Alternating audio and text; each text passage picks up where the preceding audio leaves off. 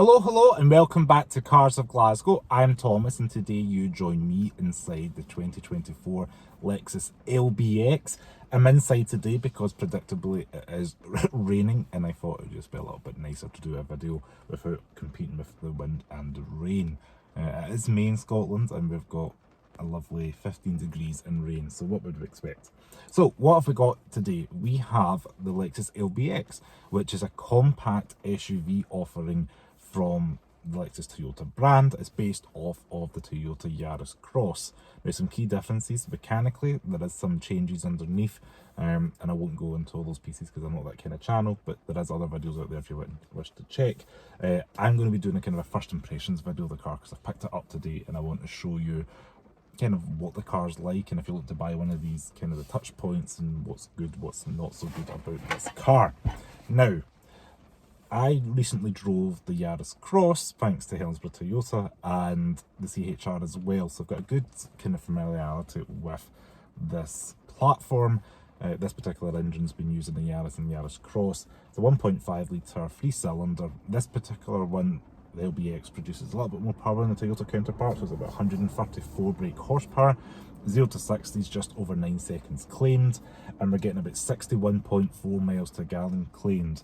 Now, from my kind of half a day with it so far, I'm achieving 52.7 miles to a gallon according to the computer on the screen. This particular car is finished in Sonic White, and that is a £920 option. This particular car is also the Premium Plus. There are lower trebles such as the Urban, which starts just under £30,000. If you want to spend more money for more gadgets and more luxurious pieces, including 4-wheel drive as well, or all-wheel drive, that's just over £40,000 for the Takumi. So there's going to be an LBX for everybody, depending on what you're after. This particular one being a Premium Plus, we do have the 12.3-inch Tanzuna cockpit, and all LBXs come with the 9.8-inch touchscreen. It's worth noting this car also has a 6-speaker premium sound system, and it does sound quite good, being quite a small tight cabin. You know, you can listen to the tunes quite good. That Austin song was on earlier on today, and that's quite good. For everybody who's curious, Apple CarPlay is wireless but wired for the Android Auto. Exterior wise, I like the styling of it. I think it's really cool just to see it's kind of got a wee kind of squatted look about it, and I think it is going to be quite popular as well because I have seen quite a few on social media people picking them up. Interior wise, this particular one is trimmed in dark forest. That is the Tahara leather option. That is kind of like a suede Alcantara material on the top's trim, and the lower trims have got a kind of cloth material. So this is kind of right in the middle of it. Overall in the cabin, I like the kind of build quality. It feels sturdy. The stalks look straight something out of my Lexus LC500, which is no bad thing. It just feels like it. If it's not the exact same, they've mirrored it very close. We do have a heads-up display in this car that mirrors kind of what we've seen on the Lexus RZ.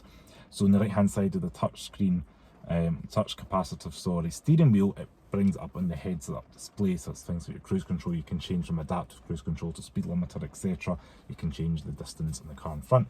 Left hand side is all your audio, so you can change, voice inputs. If you make a call, touch the button, the bottom's like 2 little squares. You can make that into changing the mode for the audio for the radio. I've got it off at the moment because we don't want any copyright. We've got this 9.8-inch touchscreen in the middle here. It's fast responsive, and it's very similar to what we've seen in other Toyota Lexus products, just on a slightly smaller condensed screen. And I just like the way the car's kind of been ergonomically designed. It's kind of tapering into the middle, so your knees aren't battering off. There's even storage underneath the centre console here, which so many cars just kind of block that up. So that's open. You can put things, maybe you want to put a bag in there, you could put some food, whatever it may be. Got one exposed cup holder, but we've also got one underneath here that's able to see, and it can slide back and forward at a touch of a button. It reminds me a little bit of the Lexus RX that I used to have, the Mark II. But everything in here just feels so well built, kind of like a solid feeling car, and there's no kind of like squeaks and rattles when you're pushing stuff.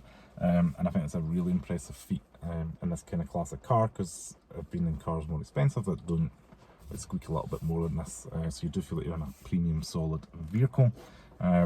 I will get a review video linked to you on this channel, so if you're interested in how it drives and a full review, check out the next video on the LBX. Boot space, that is 400 litres of boot space with the seats up, 992 with the seats folded down. Rear leg room's quite tight. Overall in the back of the car, it is the smallest Lexus they offer. It is like a kind of subcompact vehicle, so I can't really sit behind myself without the knees touching against the back of the seat, but there is plenty of room there if you're maybe putting a child seat in and it's like a young adult, or you know, somebody with a smaller stature. You can fit two back there. There is no load floor or kind of much of a floor for the transmission hump in the rear, but you probably would struggle to get 3 abreast back there, 3 adults anyway. Maybe at a pinch going for like a short journey, but yeah, the UX is definitely a little bit bigger, just width wise, it feels interior wise. All in all, very impressed with the first impressions of the Lexus LBX. I will get the review, as I mentioned, to you soon.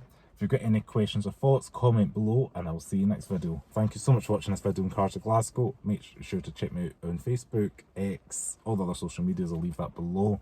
And I'll see you next video. Ciao.